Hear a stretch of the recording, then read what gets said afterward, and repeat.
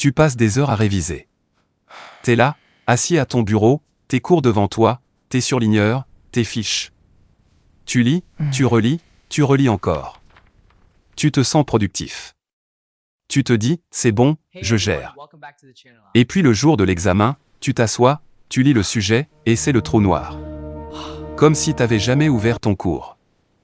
Tu veux savoir pourquoi? Parce que tu fais la même erreur que 90% des étudiants. Et cette erreur, elle te coûte des points, du temps, et surtout, ta confiance.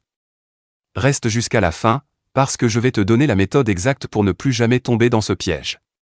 L'erreur, c'est ce que les neuroscientifiques appellent l'illusion de maîtrise. En anglais, the illusion of competence. Concrètement, c'est quoi? C'est quand tu relis tes cours passivement encore et que ton cerveau te dit « Ouais, je connais ça ». Tu reconnais les mots. Tu reconnais les phrases. Et ton cerveau confond reconnaître et savoir. Mais reconnaître, c'est pas savoir. Reconnaître, c'est croiser quelqu'un dans la rue et te dire « sa tête me dit quelque chose ». Savoir, c'est être capable de dire son nom, son prénom, et d'où tu le connais. Et là est le drame, la relecture passive, c'est la méthode numéro 1 utilisée par les étudiants dans le monde entier. Une étude publiée dans Psychological Science in the Public Interest a montré que la relecture est la technique la plus populaire, et l'une des moins efficaces. Tu passes 5 heures à relire. Tu aurais pu obtenir de meilleurs résultats en 1h30 avec la bonne méthode. Pour comprendre pourquoi, faut comprendre comment ton cerveau apprend. Ton cerveau, il retient pas ce qu'il voit. Il retient ce qu'il fait travailler. C'est comme un muscle. Si tu regardes quelqu'un faire des pompes, toi tu deviens pas plus fort. Bah ton cerveau c'est pareil. Quand tu relis, ton cerveau est en mode spectateur.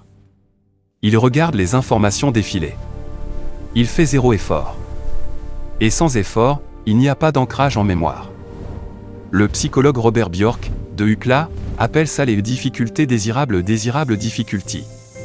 Plus ton cerveau galère pour retrouver une information, plus il l'aggrave profondément. C'est contre-intuitif, mais c'est prouvé. En gros, si c'est facile, t'apprends pas. Si c'est inconfortable, t'apprends vraiment. Et la relecture, c'est confortable. C'est pour ça que tu l'as choisie. Et c'est pour ça qu'elle te trahit le jour J. Ok, maintenant la vraie question, on fait quoi à la place?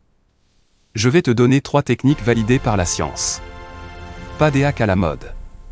Des méthodes prouvées. Au lieu de relire ton cours, ferme-le.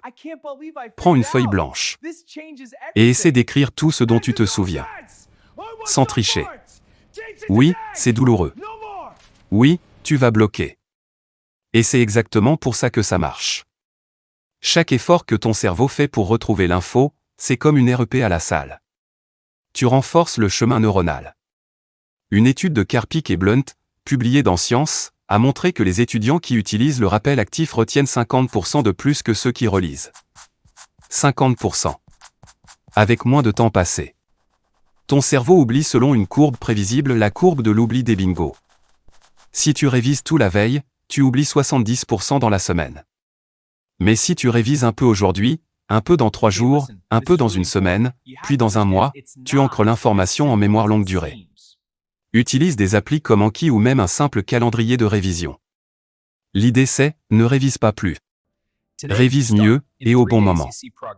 Richard Feynman, prix Nobel de physique, disait « Si tu ne peux pas expliquer quelque chose simplement, c'est que tu ne le comprends pas vraiment. » Prends un concept de ton cours.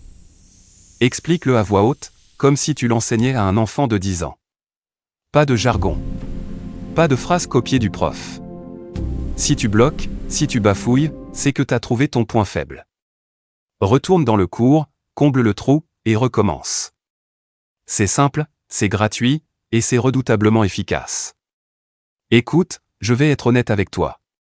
Le problème, c'est pas que t'es pas intelligent.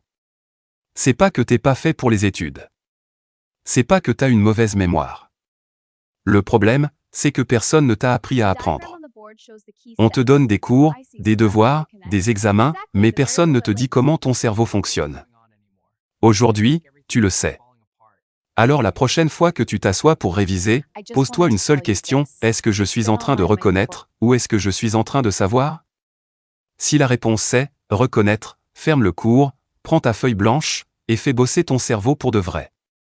Si cette vidéo t'a ouvert les yeux, like, abonne-toi, et envoie-la à cet ami qui passe 6 heures à surligner ses cours en jaune fluo.